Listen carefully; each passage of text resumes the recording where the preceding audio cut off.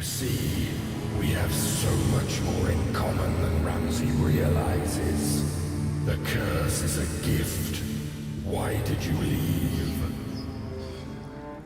On the 17th of July 2019, the Sea of Thieves would begin the first step of a massive transformation. Though it may not have seemed it at the time, on this date, pirates patrolling around the unmarked island at L12 might have noticed an intriguing development in the sand. Yeah, a hole. Bear with me, this hole marked the prelude to the rise of the most controversial and extremist faction the Sea of Thieves has ever seen, the Reaper's Bones.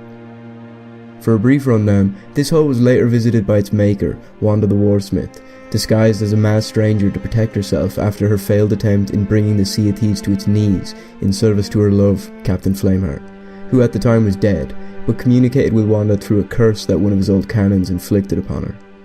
Wanda would continue to progress this excavation in the following months, constructing a larger above-ground site using sunken shipwrecks surrounding the island. After much work, the island was no longer uncharted, nor did it lack a purpose. It became what we know today as the Reaper's Hideout.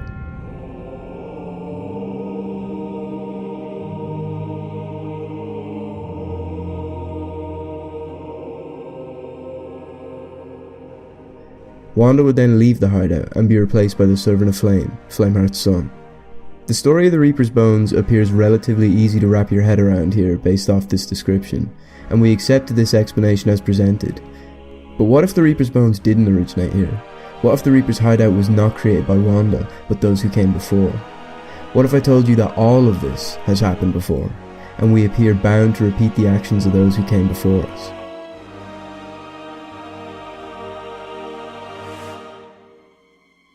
While the construction may have been a sight of wonder back in the day, it's likely that our excitement for what's to come caused us to miss some small, important details about the Reaper's Hideout origins. Let's go back to the hole. Take a note of the stone circle that surrounds it. When you place this element within larger context, you'll see that this stone circle changes everything. Below the Reaper's Hideout is the Reaper's Lair, a chasm of lava and obsidian akin to Flameheart's Heart of Fire. Within this lair there's a makeshift base of operations for the Reaper's Bones' most feared servants, with perhaps the most important feature being the giant tree in the ritual chamber. This tree produces a sap that seems to be the origin of the skeleton curse us pirates can earn as servants of the flame. The tree is incredibly large, its roots spanning the entire room. No matter who it was that planted it, one thing is for certain, this tree has been here for a long time. I'd be willing to wager it's older than any living pirate in the Sea of Thieves itself. You can probably see what I'm getting at this point. The Reaper's Hideout wasn't constructed by Wanda, it was merely unearthed by her.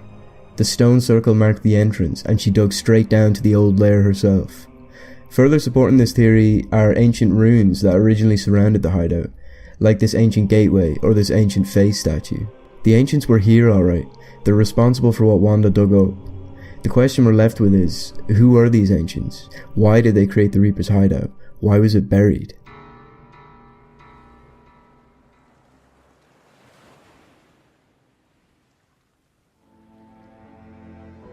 Getting to the bottom of who these ancients were is challenging, as there's never been a solid official confirmation of their existence.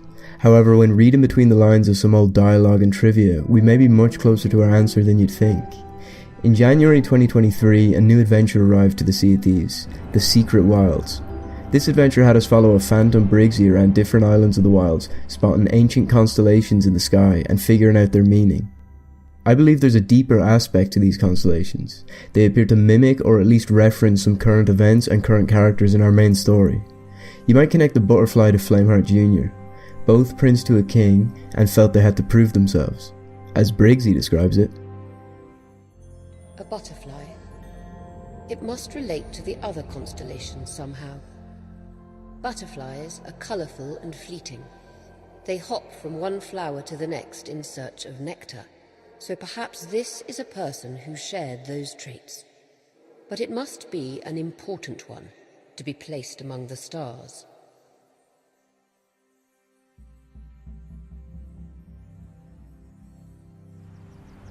This one's more abstract. These peaks do not represent a real place. Believe me, I looked. They seem to indicate a difficulty. Like a mountain to be climbed and overcome. Maybe the butterfly is the son or daughter of the king, a carefree prince, but bound by duty. So he had to shape up and do something worthwhile, or prove himself. This becomes more interesting when you pay attention to what Briggsy has to say about the hourglass. This is all beginning to make sense. So, it's an hourglass. Big deal, right? While lesser minds probably couldn't solve this, I could see it meant two options, right or wrong. The sands of fate. A choice. Go one way or the other. I understand now. This must be a decision you have to make in the temple.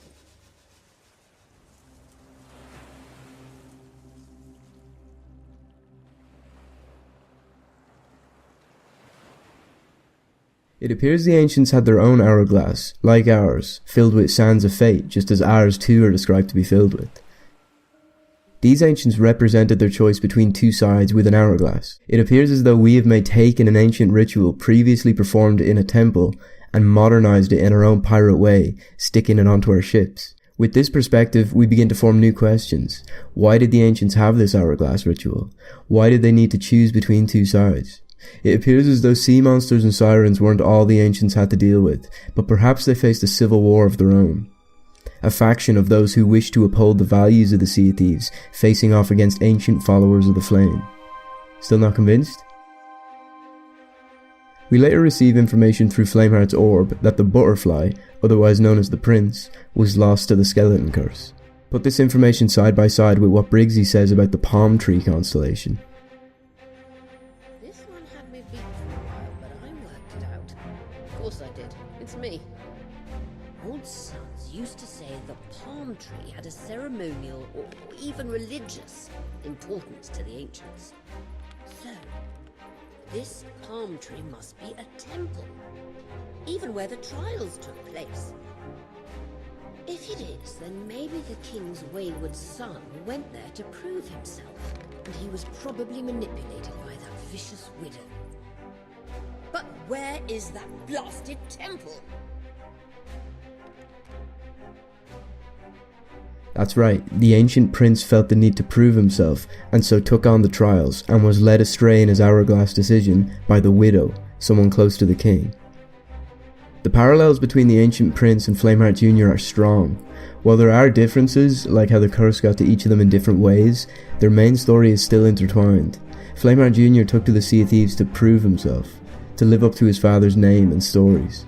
He sought adventure and freedom, but soon found himself under the manipulation of Wanda, who informed him his father can be brought back, and twisted Junior's love of his father into ambitions to prove himself worthy of Senior's love. They hop from one flower to the next in search of nectar, so perhaps this is a person who shared those traits. Further hints to parallels are found in another adventure, The Herald of the Flame, in which Belle finds notes of an ancient prophecy describing the resurrection of the Burning One. Many assume the Burning One in this instance to mean Flameheart. I mean, it makes sense, Flameheart himself assumed the same. But what if the ancients had a Burning One of their own? In the Heart of Fire novel, the crew of the Morning Star used an ancient warship claimed from the Sea of the Damned, which they named the Ophelia. The key features of this ship was its immunity to cursed cannonballs. How did the ancients know? Did they predict the future, or is it possible they needed this Ophelia themselves to defeat their own burning warmonger that used cursed cannonballs too, just like his modern counterpart?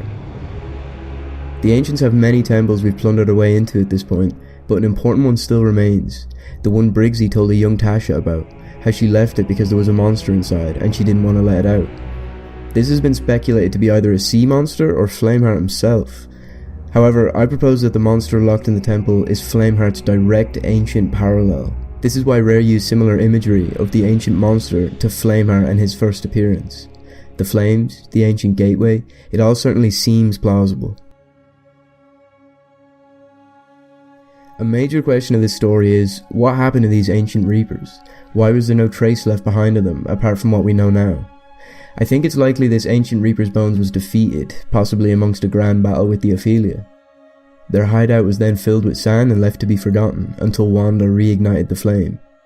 But what of the Ancient Reapers themselves? Where did they go? Did they follow the other Ancients to the Sea of the Damned? I think there's another explanation.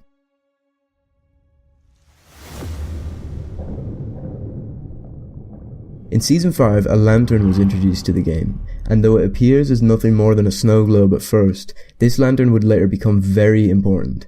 It was used in a livestream tease to show visions of Junior expositioning about his plans, though later it would end up in the hands of the same man. Junior steals and changes the lantern in some way. The colour becomes a dark red, and it's taken to the Reaper's hideout to tell Flameheart Jr. its secrets.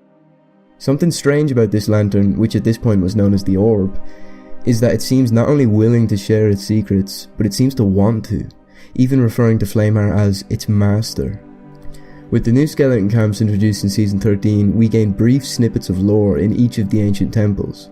One piece makes reference to an ancient priest responsible for creating a prison for the ancients that turned bad. I believe that the orb itself is a prison of ancient reapers. After they were defeated, they were confined to this pocket dimension prison, and now that Flameheart is back and ready to pick up where their previous master left off, they're more than willing to help. Perhaps they already helped in a major way. What if I suggested the new Burning Blade is ancient in origin? It's nonsense, right? It doesn't show signs of ancient architecture, nor is there anything pointing towards the idea. Except for one thing.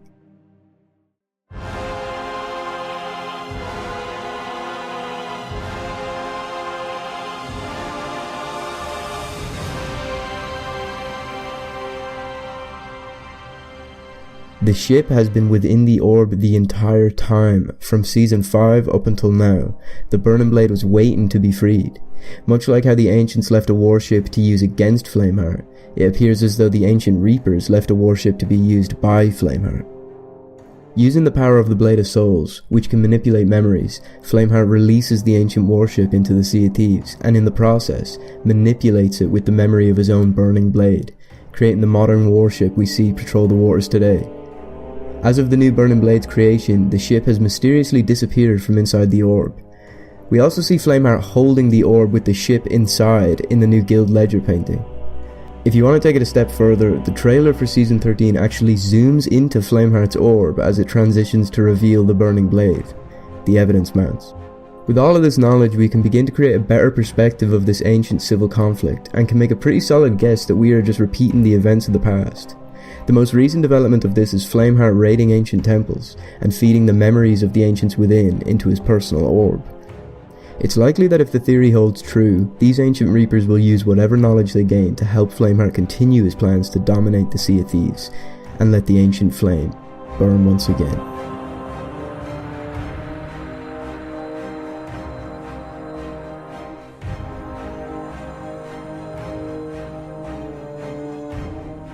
There's likely much more to break down surrounding the constellations and how they parallel other events, though this is all I could come up with for now. This is my first video, but I really hope it can create some kind of discussion, as I haven't seen this theory fully realised anywhere else yet.